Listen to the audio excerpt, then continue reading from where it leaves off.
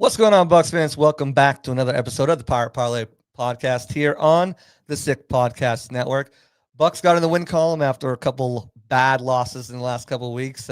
Still first place in the NFC South, but just barely holding on there. They've got a lot to do to maintain that hold, but they do control their own destiny. So if they can just win these next couple of games, they should lock it up, hopefully early this year. But, going towards that goal, they got some really great news, and we'll get into all that and more. Our thoughts on the game coming up, our thoughts on the game that was, and we'll do it with a special guest right after the break. Turn up your volume. Because you're about to listen to the Sick Podcast. Pirate Parlay. Battle intercepted, picked off in the end zone. Bucs are going to beat the Chiefs. We're the champions of the world. The sickest Tampa Bay Buccaneers podcast. It's going to be sick.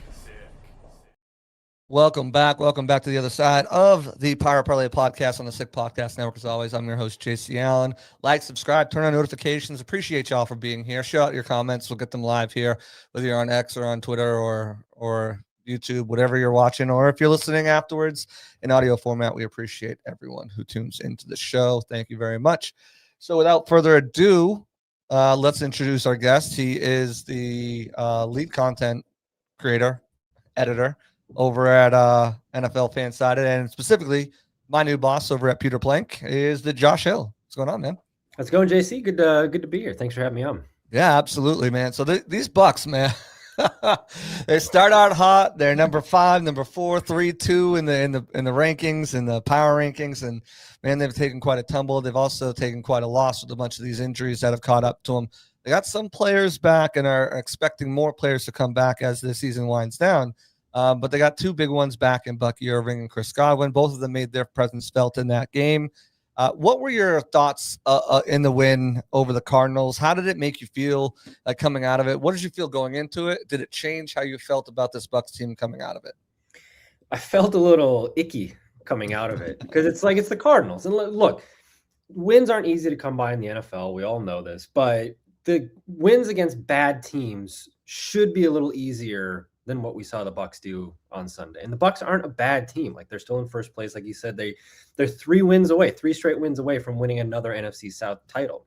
Right. This is not a bad team. And on paper, you get Bucky Irving back. Chris Godwin started looking like his vintage self against the Cardinals, and to only win by 3 points and have another one of those sort of defensive collapses, it doesn't make me feel great that they barely beat the Cardinals. However, this is sort of what we were expecting on the back half of that tough part of the schedule, where it's like you come out and you lose to the Rams, you lose to the Patriots, you lose to the Bills.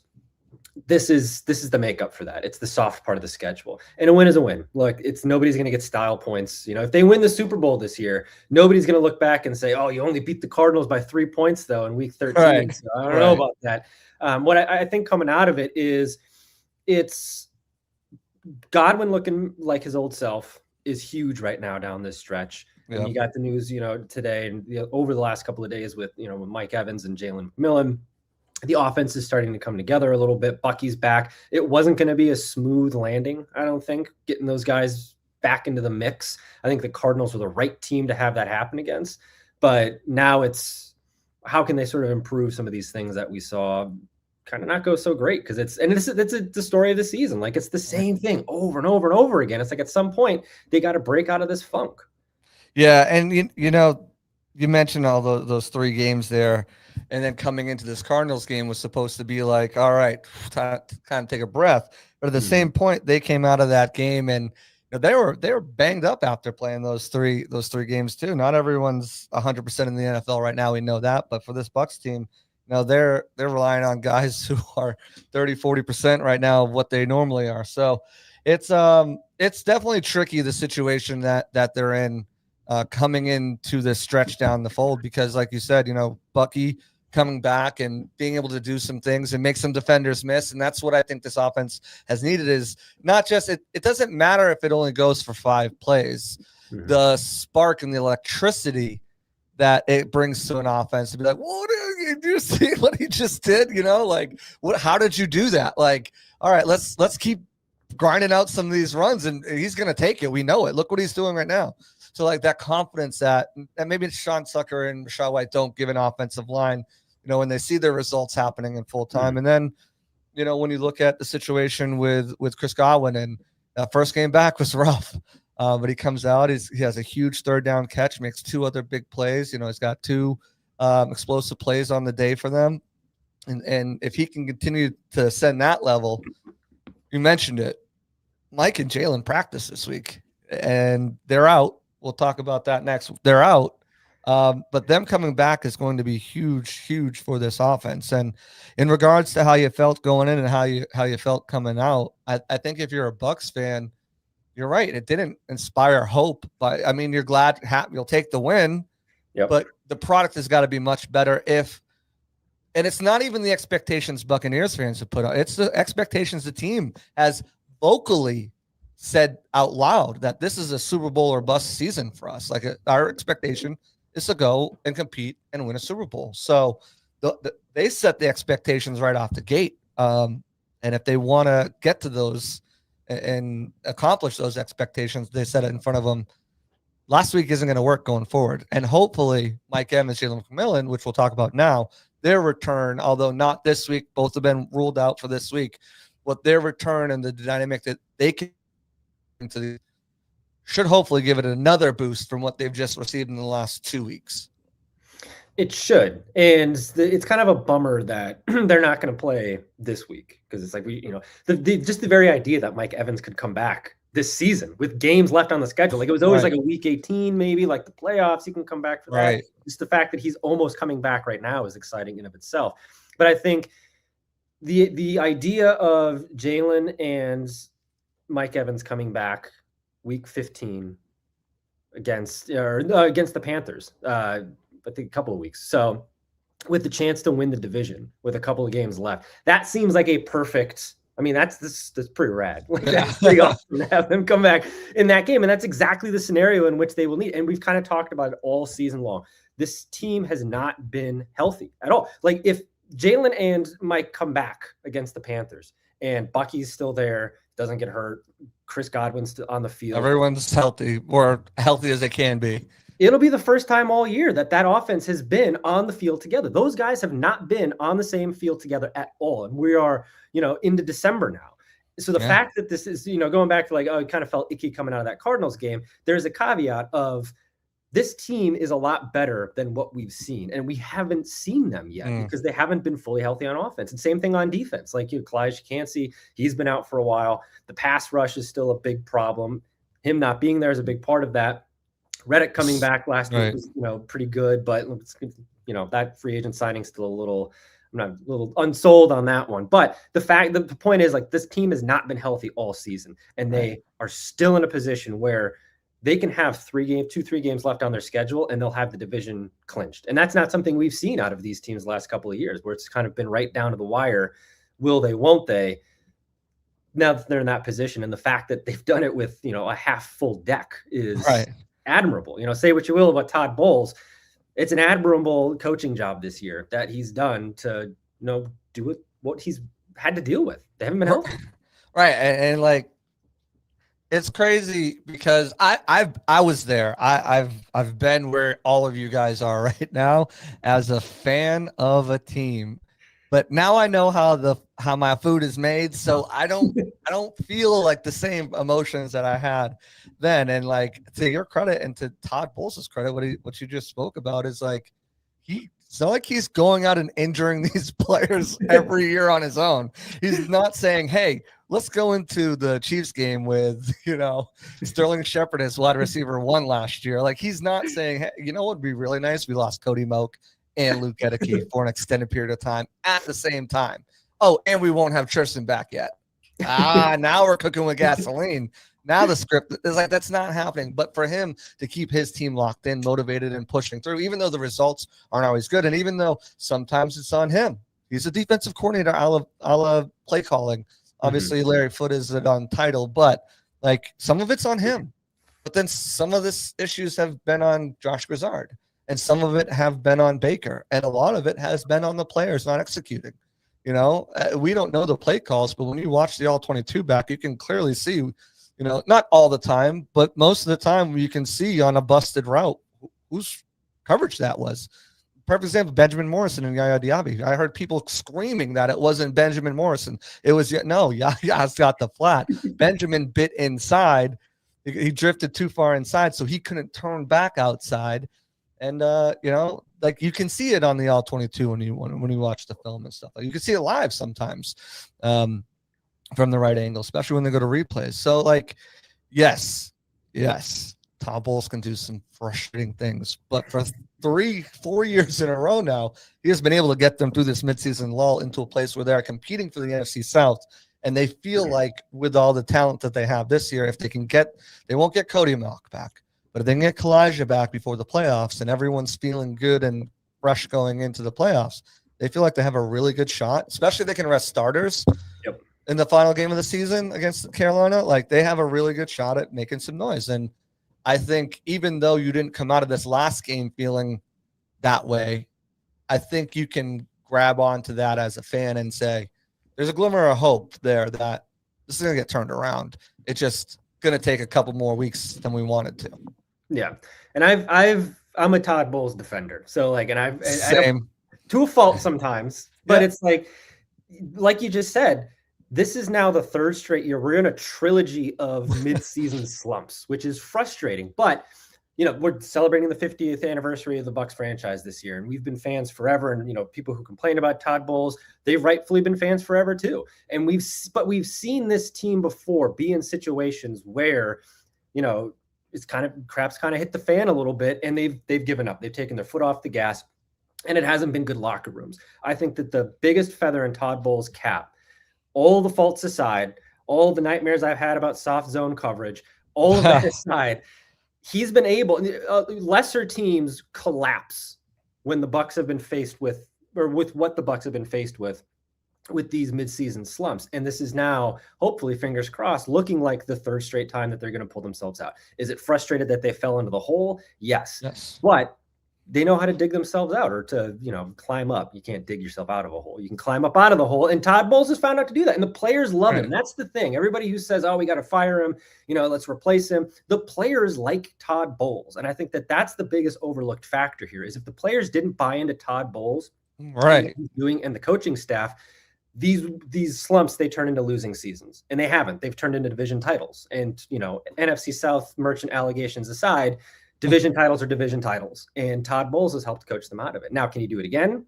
Let's see. And once they get to the playoffs, another early exit's not going to cut it. But for the time being, it's hard to feel like they're not in good hands right now with Baker and with Bowles and with what they're doing.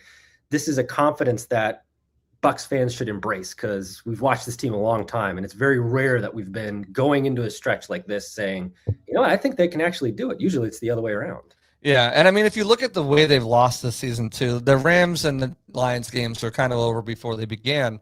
Not really, but they became over once before they could even get into it. But the Eagles game, yeah, but that was your own fault with the bad play, I think, and you still managed to make it just a 6-point game.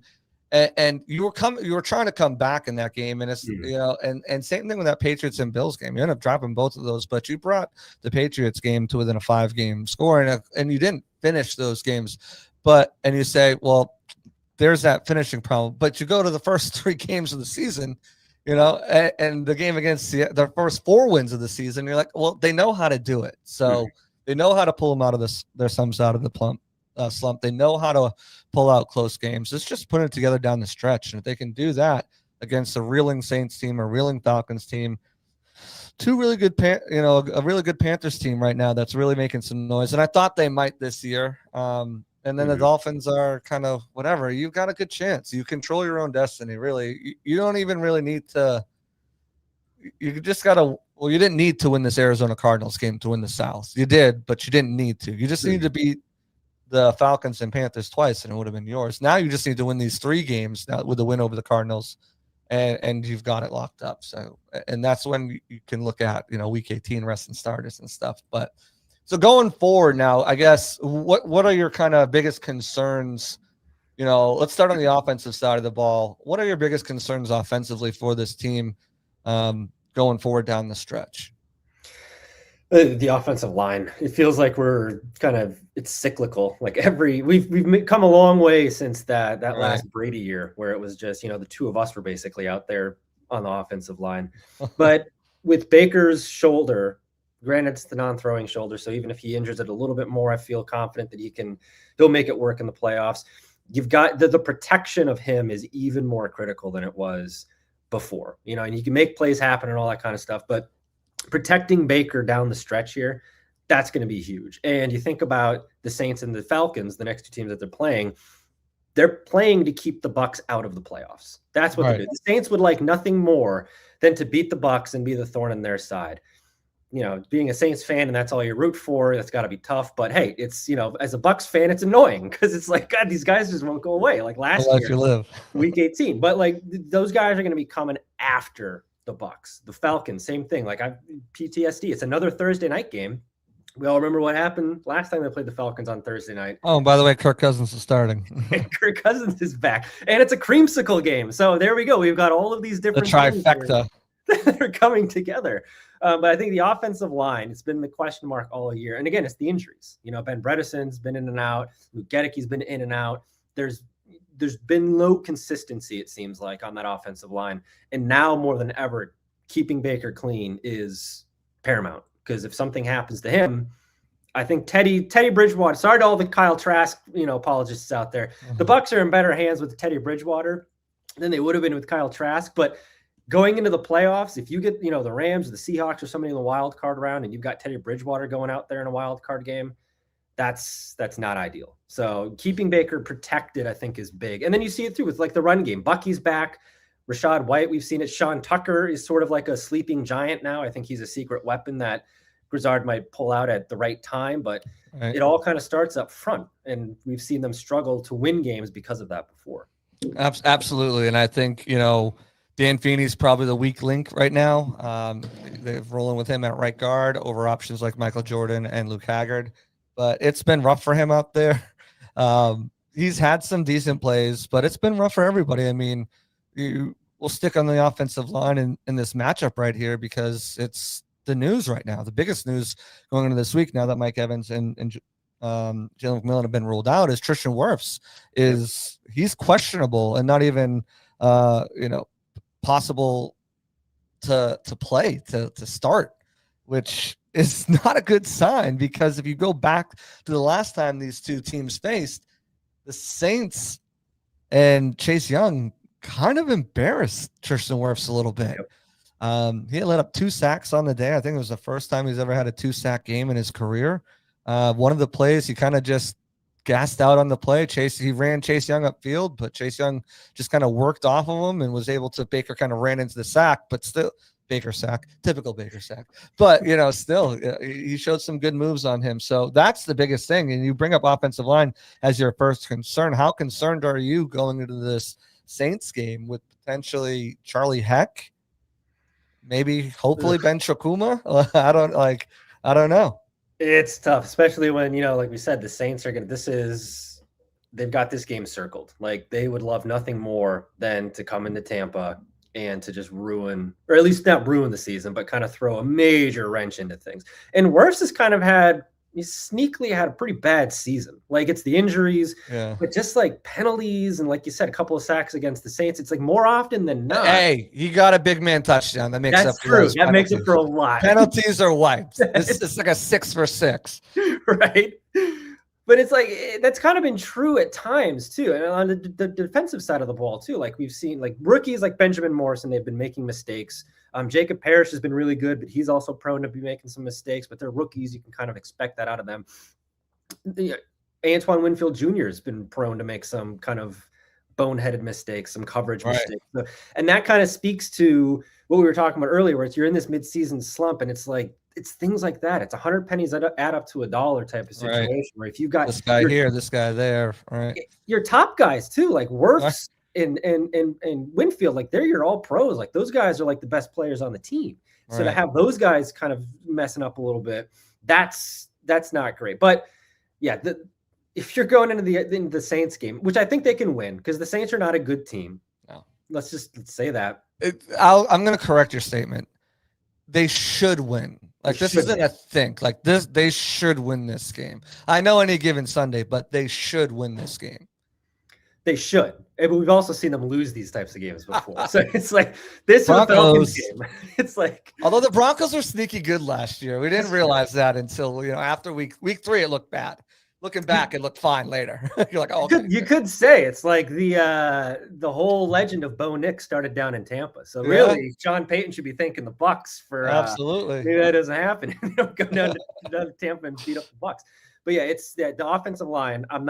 That's going to be the thing where I think they should win. Even though the offensive lines are going to be a problem, they should overcome that, because I think the Saints, they're going to be making a little bit more mistakes than the Bucs will. And really, look, you've got a rookie quarterback on the Saints side. If you're this deep in, I said it before the Cardinals game, I'm going to say it until the end of the season. If you lose to the Cardinals at home, you shouldn't be in the playoffs. You don't deserve to be in the conversation. If you lose to the Saints and a rookie quarterback and a team that's got 2 wins, you should not be in the playoff conversation. But the Bucs should be, because they're a good team and they should win that game. But we've lived this life far too long to take things like that for granted. Absolutely. I agree. I mean, you look at this team, like, yeah, there's some strong players and pieces on that Saints team, but this is just a better Bucs team overall. When they play like they can, I mean, I just go back to the right before the bye. It's so funny how like quickly things can shift, because right before the bye, the offense, Grizzard was terrible. Oh man, they couldn't do it. The defense carried that team to a win, only 3 points, the turnovers, and then come out of the defense is terrible. This defense isn't good enough to win a championship. This defense will never, like, it's just, and that's media. That's not even fans. That's media. So it's so wishy-washy, but this is a Saints team that is severely lacking the type of players you need to beat teams like the Buccaneers. Should is a key word there. Right. Like Kamara's out. I think he's probably not going to play. So Kamara is out, and Talise Fulaga is out as well. They're one of their offensive linemen.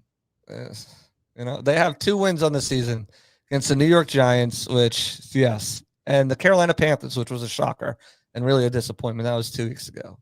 And then they lost the last 2 games. They are not a team that should be anywhere near what the Bucs are doing.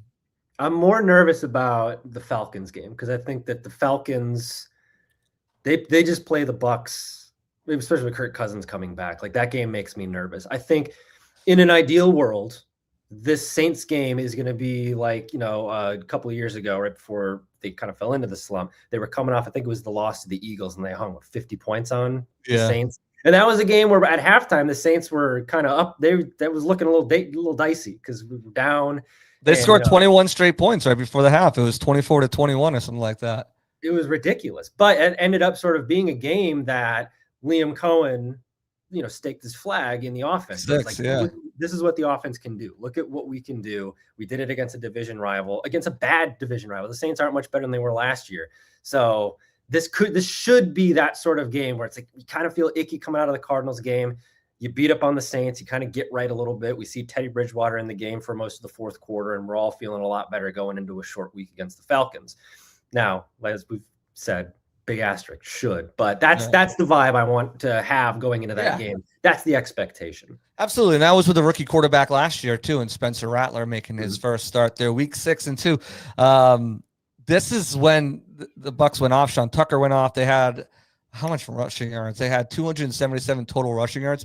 This was when, too, Liam Cohen was starting to realize that, hey, this zone run game that we want to run just isn't inducive to what we have at personnel. And that's when they started to make that shift to more the duo, the gap, those types of schemes, the power schemes where they can just let these guys go and do what they do best, especially Bucky Irving at 81 yards and a touchdown, Tucker 136 and a touchdown. Rashad White was out this game. Tucker also had 56 yard receiving yards on 3 catches and a touchdown. So, I mean, the blueprint is there. You did it last year. What you can't do is let them do what they did last year and score 24 straight points or 20 straight points to 24 straight points, rather, to go into halftime. It was 27-24. The Bucs scored 4 touchdowns to close out the game.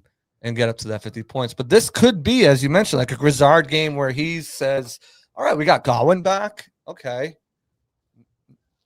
Maybe this isn't the game because you don't have Mike and Buka's still playing that, but at least you have Godwin, you have Bucky. You can run more of what you want to run. People have to remember too, like when people are down on Grizzard and his play calling and this and that, like he's going out there with kids picked last in the dodgeball line. Like, you know what I'm saying? Like yep. Mike Evans, first pick overall, Chris Godwin's coming back around the third pick. You're getting, he's getting the guys who are picked after all these other guys to try to work his offense the way he envisions it and wants it to work. And, we haven't been able to see that yet. So I'm still excited to see, and I've asked him that a few times, like even before the season, like this is not the same. You came into this, you weren't sure about Chris. You had good thoughts that you're going to have him back. And then you all of a sudden, you don't have Chris now. And all of a sudden now it's not going to be till sometime during the season. Oh, by the way, Trishan Wirfs, yes, he's going to be, hospital ball. Jalen McMillan, you're losing him now. So right off the bat, it's like,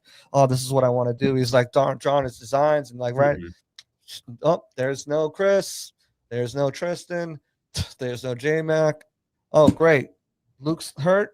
Oh, Cody's hurt off for the season. Oh, wait, we're missing Bucky now? Chris is hurt after coming back. Okay, Mike Evans potentially lost for the season. Okay. Yeah. Mecca, you're going to take the doubles. Tez Johnson, please get open. And, screens and checkdowns maybe. I don't like – he hasn't been able to really do – and same with the offense, This is only the second week. This will be the second week that everyone's been back healthy. Like Bredesen missed the last 2 games. Mm-hmm. Luke came back 2 games ago, or it was 2 games ago, right? Yeah. Luke came back right after the bye. So you played 1 game with Luke on. So you had 1 game with your 5, and then you missed 2 games. So it was like, I can't wait for him to have his weapons because I want to see what this offense can do. And again, you look back to last year at what Liam was able to do when he had a full assortment of weapons, and you think that there's a chance he can do the same. And it just falls on Baker and the guys to execute. Yeah, and also Grizzard's got a little bit of a bone to pick with the Saints because what was it, 8 straight plays on the goal line? Oh yes, on 2 ends of the field. Like I feel like there's the Chris Godwin. These guys remember these things. Like Chris Godwin's drop in the end zone last week. He's gonna remember that. He's gonna be like, not again. That's not how I play. And Grizzard is gonna be like, all right, next time we get down to the goal line, we're gonna see a little bit. We're gonna see a little bit of something because he's got. We got Bucky this time. We got Bucky this time. Yeah, I think so too. I think it was 9 tries if you count the penalty. It was not good. But the Bucs defense held up pretty well in that game. And let's switch over to the defense. What are your biggest concerns on this defense going forward? And then we'll kind of form it more towards the Saints game. But like in general, what are your thoughts? It's been sort of the story of the last couple of years is that pass rush. It's you bring in Hassan Reddick, $14 million to fix things. Again, to your point, Kalijah Kancey gets hurt. You can't account for that. Like on paper, the idea of those 2 guys playing at the peak of their powers, that helps the pass rush. And we've still sort of seen it. But this was the thing last year. I think they finished like 11th in the league in pass rush. Everybody's like, oh, it's not that bad. They were 11th. It's like it's situational. If you can't get hands on the quarterback late in the game, that's why they lost so many of those 1-score games. And I'm sorry to interrupt. It's the Joe McCoy argument, right? Yeah. It's great. You got all these accolades and sacks, but where were you late in the game? Exactly, 100%. And that's why we've sort of seen that flip a little bit, but there's been other parts. The offense has started to click a little bit more. We've seen, that the prime time monkey off of everybody's back in week 2 against the Texans. Right. That wasn't the defense that was doing that. That was the offense coming back. So that lack of a pass rush, I think when we think about, we're so so much anxiety and PTSD about going up against these young quarterbacks, because every time the Bucs get a rookie quarterback, it's like the end of the way. It's like they're going up against Tom Brady in his prime. It's like, okay, let's calm down a little bit. But there's sort of a justification of that where it's these guys, they look better than they should. And that starts with, if you're not getting pressure on the quarterback, that's going to put even more pressure on guys like Benjamin Morrison, then they're prone to mistakes. And then if you give somebody time to go find him, then you can start picking on him. So it kind of starts there where that's been. There's also a misconception too, people box score checking at the end of the game, like, oh, like I'll do it right now for Spencer Rattler last year. Mhm. Spencer Rattler, 243 yards, 1 touchdown, 2 interceptions. Obviously not good, but people will look at the 243 yards and be like, oh my God. Mhm. But like, that's just the Bucs MO. Like, look at where they are in yards per game, passing yards per game every single year. One of the worst teams in the league because they play this bend but don't break offense. So like people who like box score, stat watch, and then be like, oh, look how much yards he gave up. Like they don't understand situationally most of the time. Mhm. But yeah, I think the rookie stigma is something that's kind of old and outdated too. But the pass rush isn't, and that's been something that's been continuously an issue. You mentioned Reddick. They tried to bring in David Walker. Chris Braswell, I wasn't a huge fan of last year when they drafted him in the second round. Coincidentally enough, I wanted Marshawn Kneeland, who went to the Cowboys a couple picks before them, and unfortunately no longer with us. But I didn't see him as the guy. Now you're relying on Anthony Nelson, and Hassan's back, and his presence will be felt a little bit, especially when it comes to Yaya having some opportunities. But it's got to be better as a whole. They're doing a really good job at sim pressures right now, and disguising and bringing guys from different areas and never knowing who's going to come. But it's like you said it the best. It's the times where it matters most, Mhm. and what's frustrating, I think, for Bucs fans and to watch is the times it matters most. We often see them right there, and they don't make the play, and it's like you got to make that. And you go on Twitter, everyone's like, you got to make that play, and like those are the plays that they have to make, though, and those are the plays that I think we're waiting to make because if not, the sack numbers would be much higher. Mhm. We're talking about like hand grips away because of XYZ, and they've got to do a better job of disengaging from blocks and fighting through their path to the quarterback and then bringing them down because that's still been an issue is getting your hands on him, but letting him get out of your grasp. So I think for me, that's the biggest thing too, is the pass rush has got to be better. I haven't really heard, the peanut gallery scream at Servassier Dennis recently. I think he's really kind of improved as the season has gone along and gotten more reps. I'm not too worried about him. Zion is someone until he snaps out of it. This is not Zion McCollum. I don't know. He's like all on stars or something like that, but until he wakes up and snaps out of it, that's going to be a question mark because the only other option is Benjamin Morrison. And that hasn't been too great either, unless you want to put Jacob Parrish, but now you're hurting your team as a total because you're moving him out of position. Although I think Christian Izzian's getting a raw deal here at the end of the day. I think he deserves more playing time for what he's been able to do for the franchise over the last, especially when they needed juice. But I don't really have any concerns elsewhere. Zion's got to pick it up, but I think it's just the pass rush. If it does that, that's going to help him. So in my eyes, going forward, it has to be the pass rush, and especially the fact of rookie quarterback like Tyler Shuck. Yeah, and it's the end of half situations too. Like that's what we talk about, situational and the contextual failures of the team. Like you go back to that the Patriots game, you let Drake May go all the way down the field and they score before halftime and they double up. Same thing last week. All right, you just finally start getting some momentum going, and then what happens? The defense takes their foot off the gas, and Jacoby Brissett takes the Cardinals down. And they score before halftime. And granted, it was not a touchdown, but like it's still like you can't. It's those things where it's like you're giving up the momentum, and you're doing so good, and then you're collapsing. But then they'll bounce back, and then they'll collapse again. It's the MO, because then what happens when they come out of halftime? We always see the defense locked down. It's always, all right, there's not that many points allowed after half in the second or in the third and fourth quarter. So it's like, let's not have that end of half thing. Let's not have that slow start or those slumps. But again, like you said, that's their MO. Quite literally, if you look at the trajectory of the season, start hot, you dip down, and then you come back. And that's just, they do that on the field too. But, we might see, I could see a scenario where that happens against the Saints, and then it's the same thing. Everybody's on Twitter freaking out, like, oh man, the Saints are going to get us in the second half. This is terrible. It's like, no, everybody just relax a little bit. But yeah, they shoot themselves in the foot. They're their own worst enemy. And that's the thing. From here on out, they control their destiny. And in the playoffs too, like the competition is going to get better. But if they stay out of their own way, look at the losses they've had this season. If they stay out of their own way, and you mentioned the Eagles game, you don't dig yourself a 14-point hole, and spot the Eagles that many points. And what you just mentioned, look what they This is did a at the ball game. second half.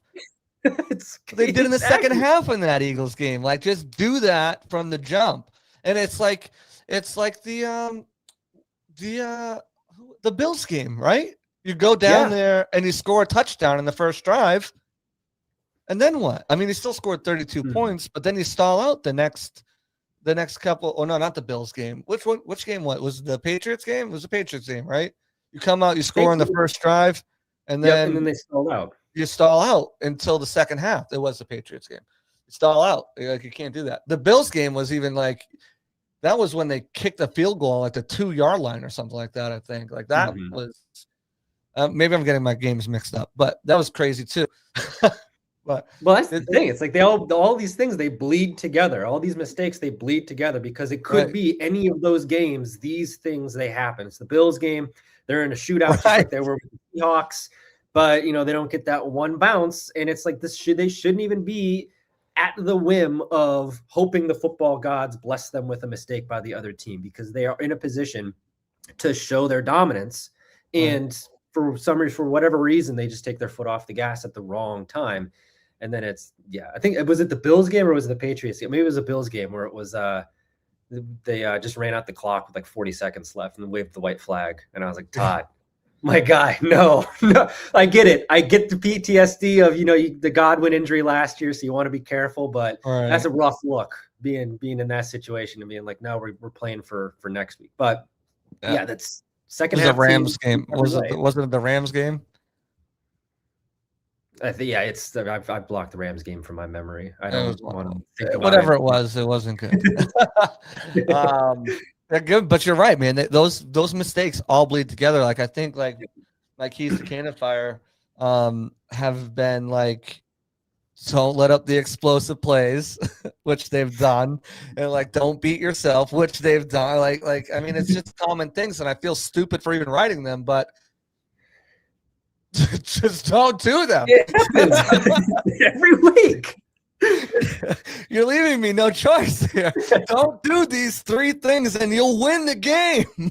You just keep doing them over and over. And it's right. And Todd's right, though. It's like a different person here and there. And it's certainly struggled. Certainly has led to struggles this season on the defensive side, especially containing those big plays. It's supposed tackling's sucked too. I don't know what the NFL doesn't let them tackle, so these guys got to go tackle in the offseason or something. I don't know. Get some training in. But going against this Saints defense, what kind of worries you about this defense? Obviously their offensive line, it hasn't been the best. It's banged up. Rookie quarterback, the missing Alvin Kamara, Chris Olave may or may not play. They traded Rashid Shaheed. They got Juwan Johnson still, who's been a buck killer in the past, and also Taysom Hill. I'm not sure if he's still kicking or even playing or injured. Never know with him, which I should know because it's Friday. My apologies. But what are your thoughts on this Bucs defense going against this depleted and banged up and kind of hapless Saints?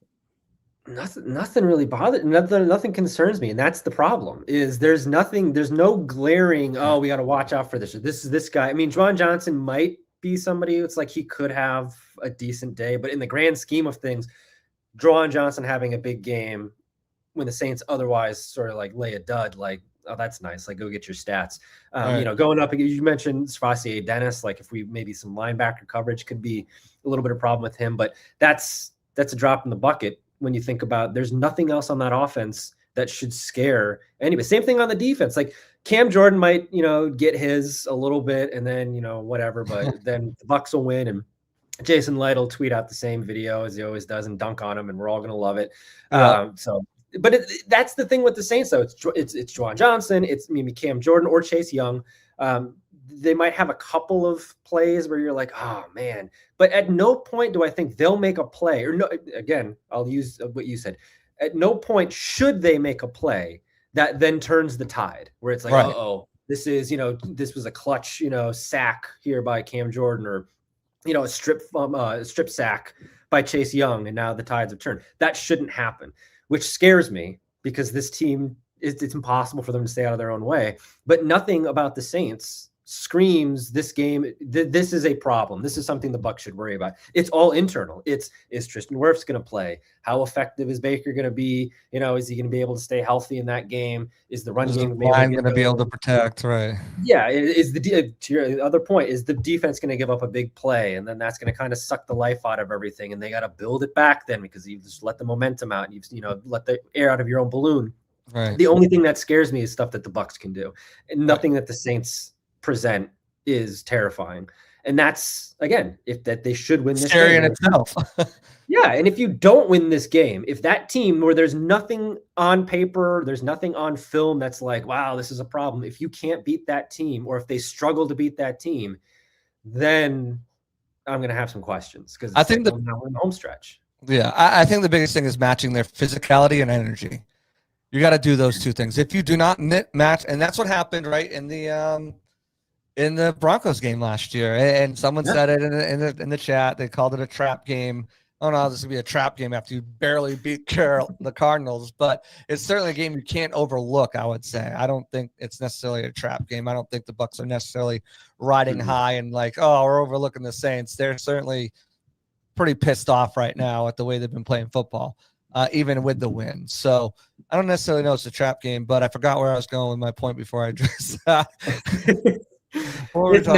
I think the Falcons game is more of a trap game because that's you're setting up the scenario where they do beat up on the Saints and they are feeling good and everything's starting to get back. We're going to have it's a short week, but we'll have a few days of conversation about, is Mike Evans playing? Is Jalen McMillan going to come back for this game? And that's going to be the conversation. The vibes are going to be really high.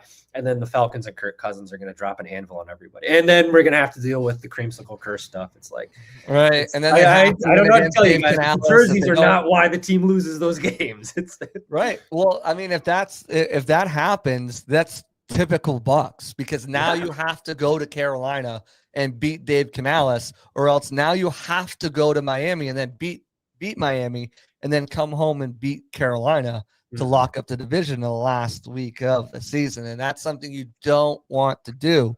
So you need to be feeling that high. You need to be riding that high again. I don't think this is a trap game for them, because they have a lot to prove. What for you, like, what are the biggest things? And we've generally talked about it throughout this podcast, but kind of narrow them down to bullet points. What 3 things or what 5 things do you think the Bucs need to do, either on offense, defense, both situationally, that they need to do in order to win this game?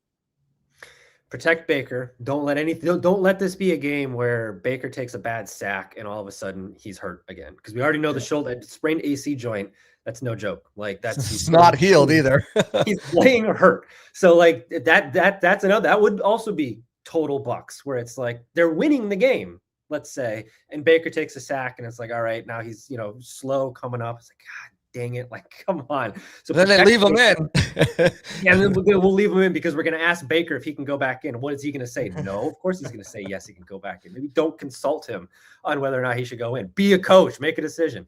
But if you protect Baker and you get that run game going, like, I want to see another Sean Tucker game. I would not mind if we had our annual Sean Tucker runs all over the Saints game. Let's do that, because he didn't have a big game. Once he comes back, he's kind of sidelined a little bit. We got to figure out where he fits in. He knows how to run on the Saints. It's depleted defense. Get him after that. And I think not giving up those big plays, because that's going to be the thing that either sucks the energy. To your point, if you're trying to match the Saints' energy and their physicality, giving up that big play is going to do 2 bad things. One, Zion McCollum is probably going to give it up. So we're going to have that whole conversation again. He's not going to get right, and he's going to still be on the wrong side of where he needs to be. And you're going to be giving the Saints, a team that's really backed into a corner. They got nothing to lose. They're playing with house money. They win this game. Right. That's their Super Bowl. If they lose this game, they're going to have a higher draft pick. So if you give that type of a team with nothing to lose a big play, and you give them a reason to start feeling themselves, and you give them a reason to be like, look, we've won in Tampa before. We can really wreck this guy's season right now. Giving up those big plays is going to give that team confidence. If you just don't do that, one, you're getting right yourself on defense, and you're giving us all confidence. And you're also putting down a Saints team that has no business feeling confident at any point throughout that game. Yeah, and I think if you look at the Saints to what they've done this year, the highest amount of points they've scored was 26 points. And that was against their win over the Giants. And early in the fourth quarter, they had a fumble return for a touchdown. So it wasn't even like, yeah, the defense probably, I don't know what the play was. Maybe they forced the fumble, whatever. But it's not like they even, just scored those points on offense. Oh, and by the way, in that situation too, like there was 3 field goals. So like this team has not been able to push. Other than that, 21 points, and it's been all 19 and under. If you can score 27 points, which this offense should be able to, especially against the Saints defense, there's no reason why you shouldn't win. If you let this Saints team come out here and score any more than 27, 28 points, like there's a conversation to be had about this defense. Like something's not going right. And that's either coaching or that's players. And like, it's a serious issue. I even think over 21 points. I mean, that might be, the last time they did that was week 2 against the 49ers.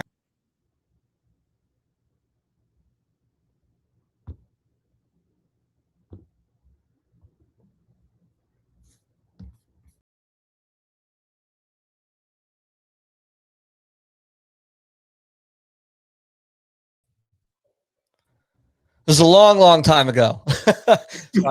Difficulties there. It was actually my fault. I clicked the wrong link to open it up. But whatever, we're back.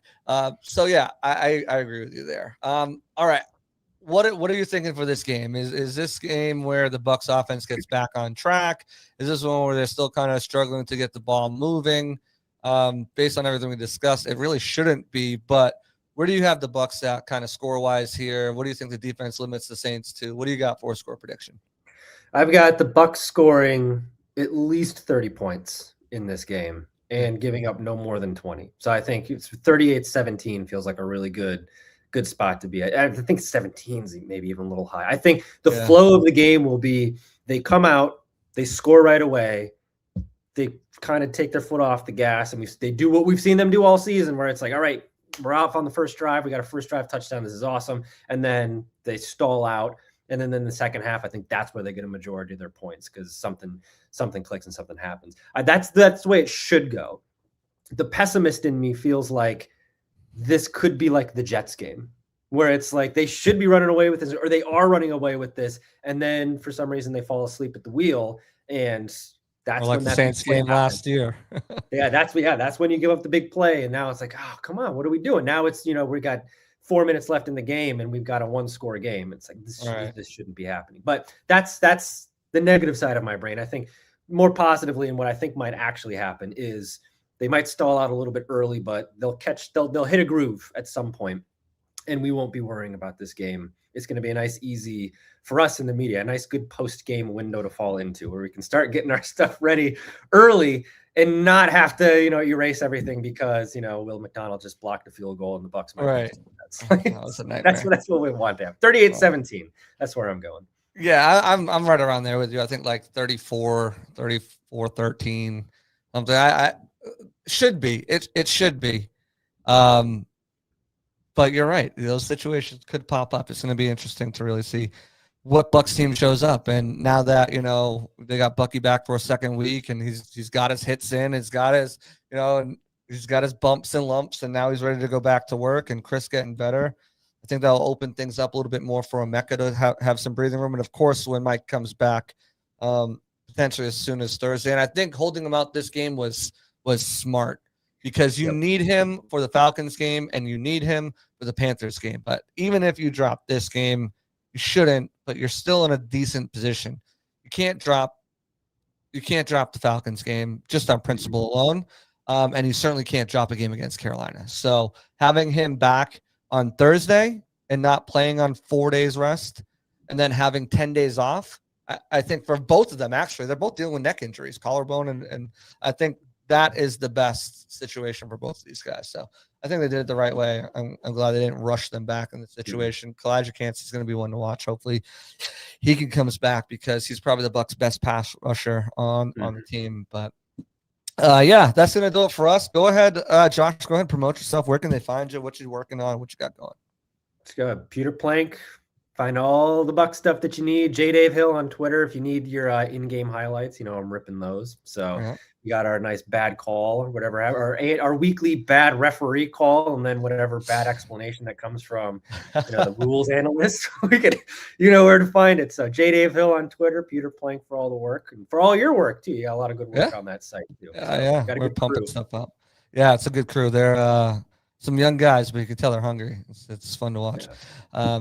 Awesome, man. Well, I appreciate you for hopping on here. I appreciate everyone in the comments as well. Everyone watching or listening later. Appreciate y'all. Come check us out live sometime.